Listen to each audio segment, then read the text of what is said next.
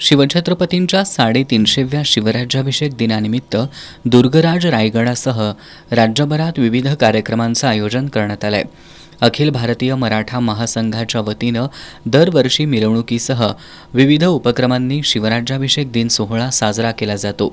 यावर्षीच्या मिरवणुकीत भक्ती आणि शक्तीचा संगम पाहायला मिळणार असल्याचं महासंघाचे राष्ट्रीय उपाध्यक्ष वसंतराव मुळीक यांनी सांगितलं।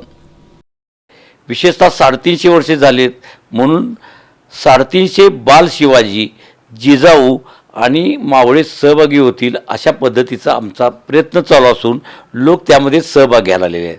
त्याचबरोबर छत्रपती शिवाजी महाराज आणि जगद्गुरू संत तुकाराम महाराज यांचा जो शक्ती आणि भक्तीच्या सहयोगातून जे स्वराज्य संकल्पना उभा केली, तो भक्तिशक्तीचा संगम कोल्हापूर जिल्ह्यातले 1000पेक्षा जास्त वारकरी या मिरवणूक सोहळ्यात सहभागी होणार आहेत।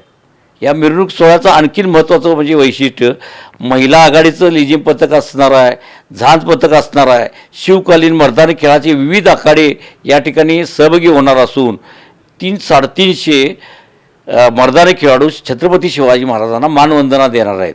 मग त्याबरोबर धनगरी ढोल असणार आहे, त्या झांज पथक असणार आहे आणि सोबत प्रबोधनात्मक फलक हे सुद्धा त्यामध्ये असणार आहेत। त्यांनी या मिरवणुकीमध्ये करवीरकरांनी मोठ्या संख्येने सहभागी व्हावं असं आवाहन केलंय।